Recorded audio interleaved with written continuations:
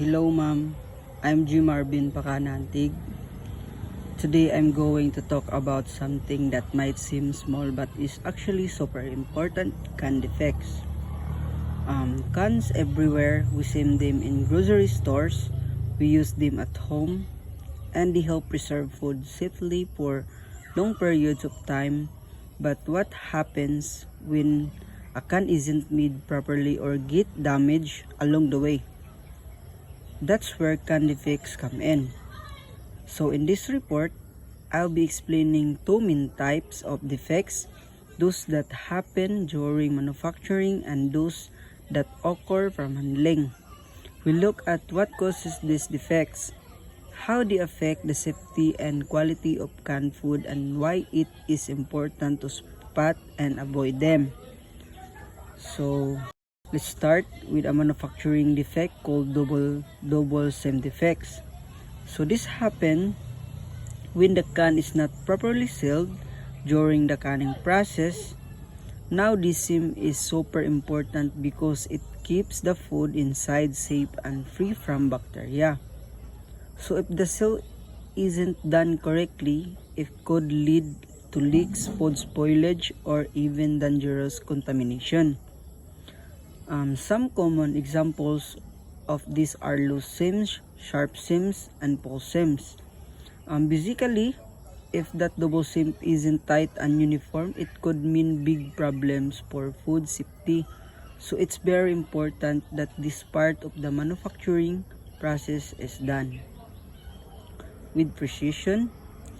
For the handling defects, these are the types of damage that happen after the can the can has already been made.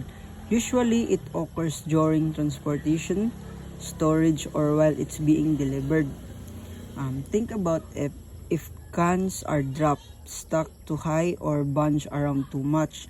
They can get dented or damaged. This can affect the integrity of the can and sometimes even make it unsafe to eat the food inside. Some examples of handling defects it include the seam dents, side dents, and funneling. Even if it looks like just a small dent, it can still be serious, especially if it affects the seam where the can is sealed. And now, let's talk about another manufacturing defect: can body defects. This kind of defects affects the actual body or side of the can. You can see in the picture how badly brushed that can is. Defects like this usually happen due to problems during the manufacturing process, like when the material used isn't strong enough or when the machines aren't calibrated correctly. Although the slide says these defects can also happen during transport or storage, what's important here is recognizing that even while the can is being made, it can already be damaged, a weak or misshaped can body might not survive the journey from the factory to the store shelf. So if the body of the can is compromised, there's a chance it won't protect the food properly, and that could lead to contamination or spoilage. That's why quality control during production is really important. Now, let's talk about one of the most common handling defects, or dented cans. We've all probably seen this in stores, right? A can with a dent on the side or near the top. While some dents might look harmless, they can actually be a serious issue, especially if they're close to the seams or the ends of the can. These dents, like when cans are dropped, bumped, or stuck the wrong way during transport or storage. The problem is, if the seam gets damaged, it can break the airtight seal. And once the seal is broken, bacteria can enter and contaminate the food inside. That's why dented cans, especially those with damage near the seams, are often considered unsafe to buy or use.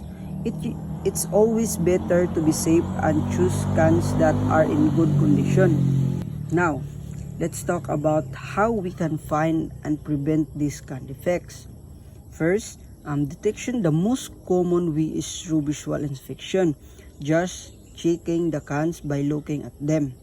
But in the factories, they also use tools like SIM scanners and even X-ray machines to catch defects that we might not see with the naked eye.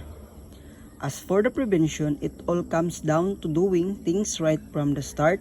That means having strong quality control, keeping machines well maintained, giving proper training to workers, and making sure cans are handled with care during transport and storage. By catching their problems early and following good practices, we can make sure canned food stays safe and high quality. And for the conclusion, defects in cans, whether from manufacturing or handling, can significantly affect product safety and consumer trust. And continuous monitoring and improvement are essential for quality assurance in canned product industries. Good afternoon and thank you.